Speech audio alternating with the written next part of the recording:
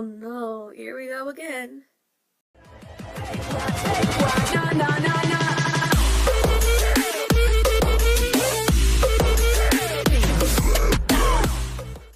G'day guys, it's Jara here and welcome to another video. So today I'm going to be talking about Australian school systems and how they're so different to the rest of the world. Basically, I'm just going to talk about Australian schools, basically. First thing, uniforms. We gotta wear uniforms. It's compulsory in pretty much every school in Australia. To the past two schools that I've been to, both primary and high, we wear uniforms. And we wear knee-high socks in like 40-degree heat. 40 degrees Celsius heat, which is not great. I hate it. But I prefer it over wearing stockings in winter time. Because I'm a hot-blooded girl, so I get hot very easily. So in the winter time, you have to wear like blazers.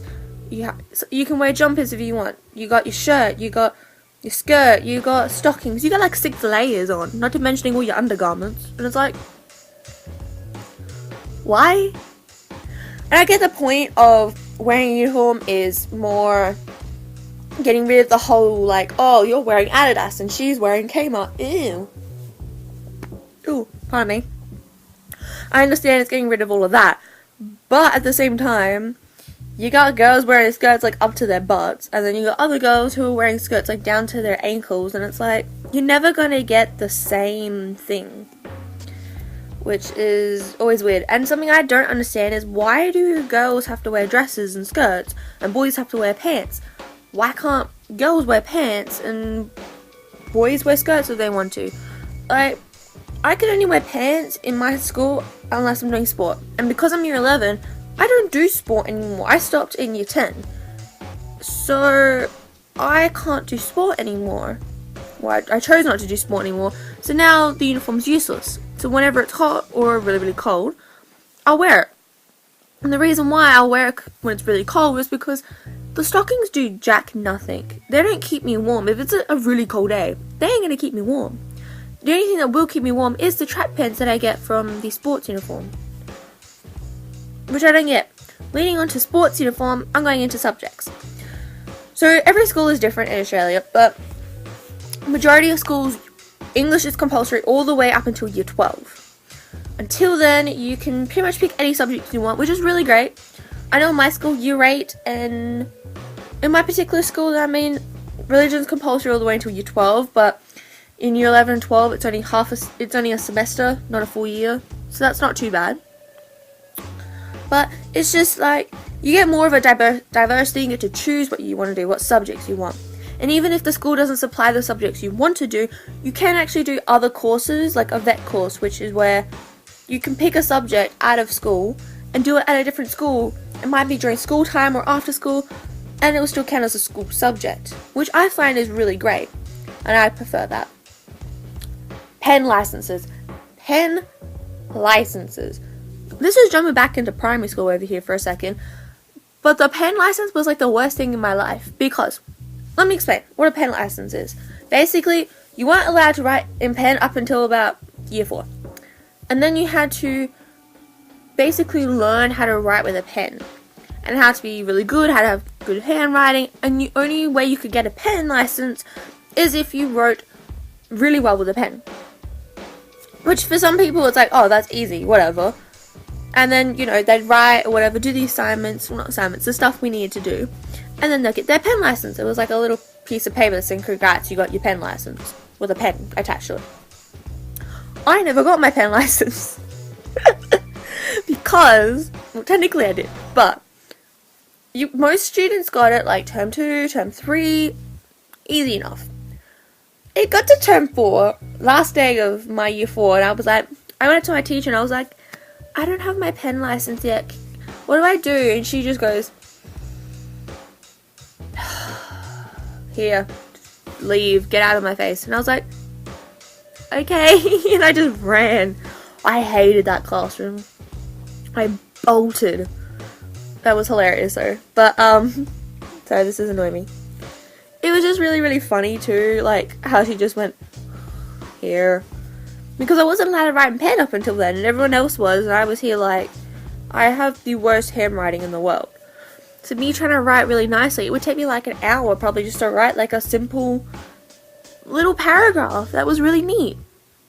So I chose to write ultra fast, which of course came out really bad. Oops.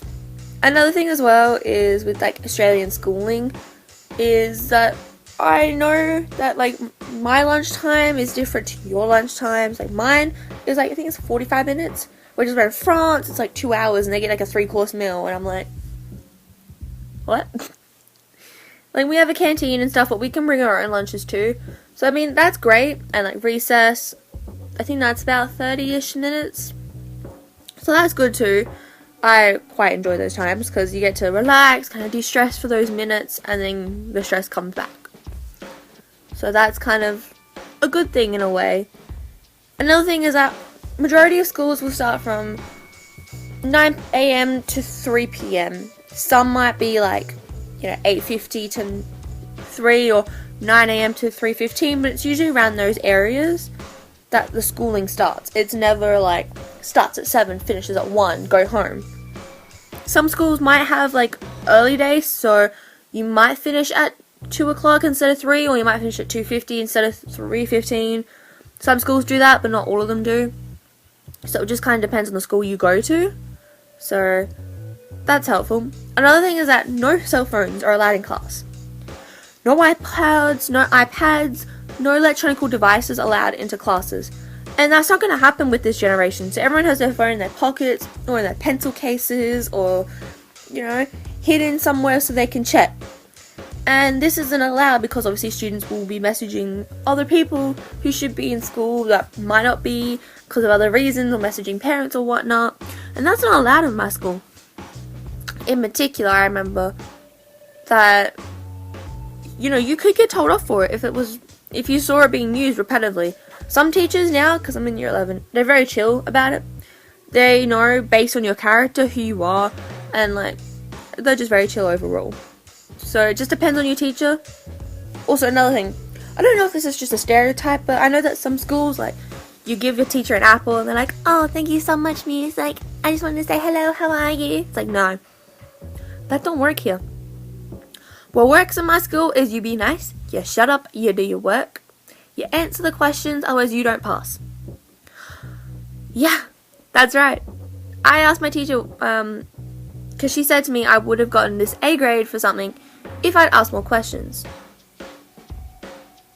You're telling me I would have gotten an A if I'd asked questions. So you're telling me I can't get any higher than a B plus because I don't ask questions.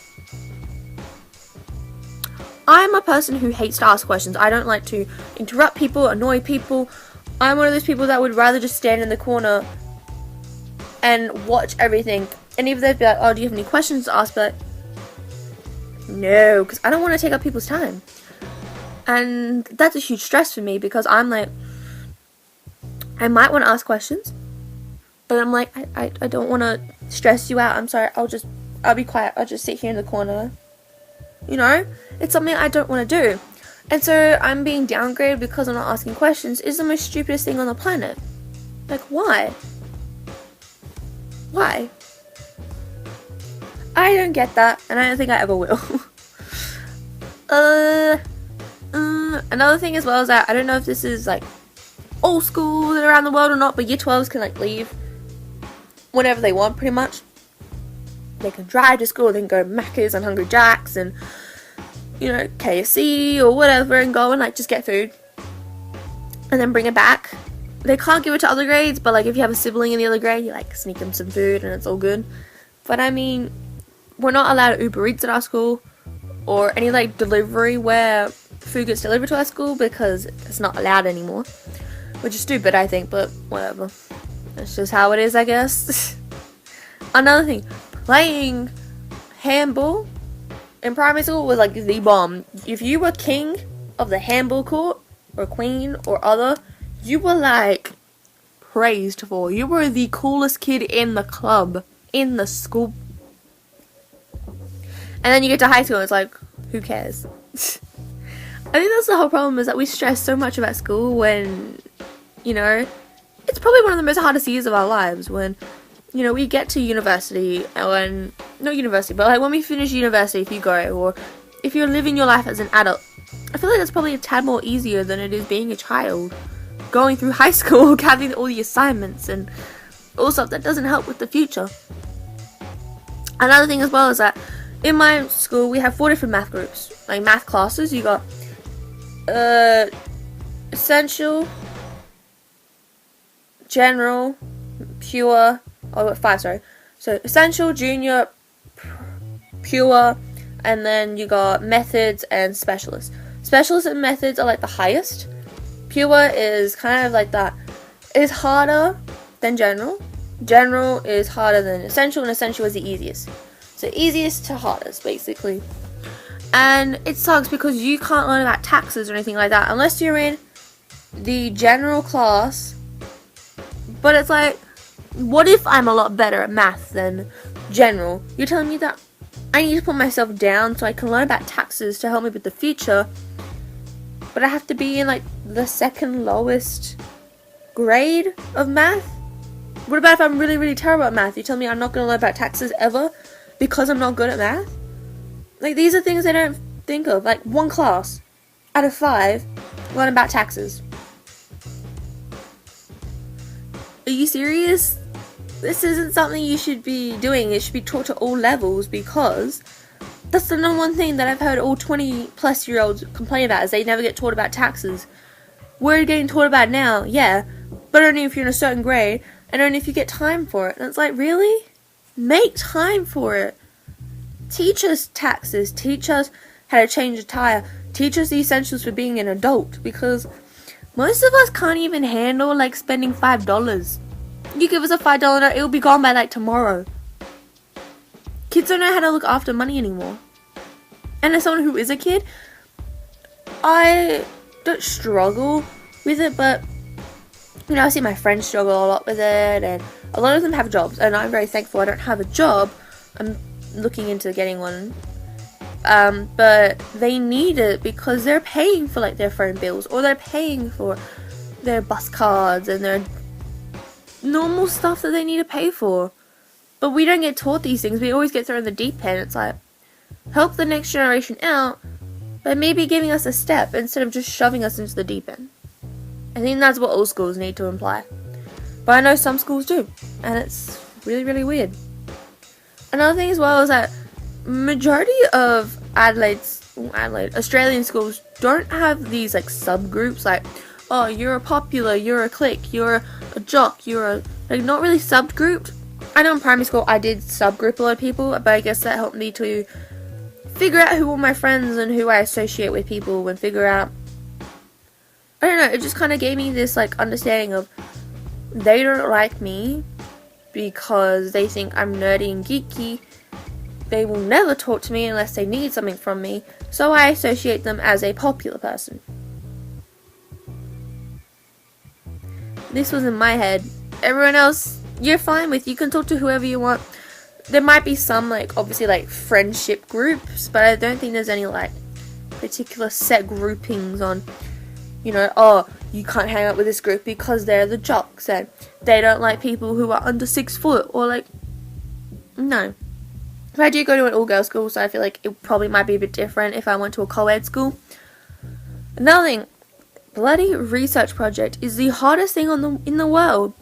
Having to write 10 pages, annotate 7 websites, do 2 pages of planning, having to write a journal and everything, capabilities, and having to write your capabilities, which is the stupidest thing, which is like, you pick a capability, so it could be like literacy, numeracy, whatever, then write how you develop that. I'm like, I didn't develop it. No one does. Shut up.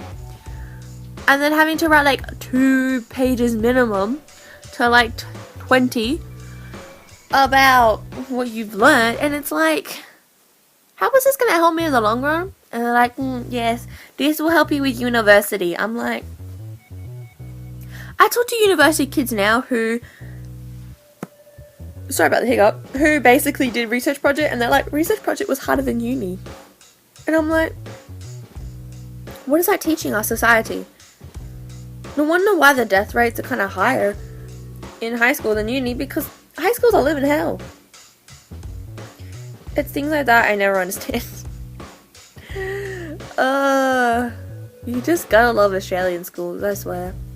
I've been to an American school for like a day, and it was the weirdest experience of my life. Teachers are so strict over there, and our teachers here are like, so, you didn't bring your assignment? Yeah, just email it to me tonight, I don't care. They're so chill, they understand that we have social lives. Some do anyway. Others are just weird. But if you find a teacher you really like, have that connection with them.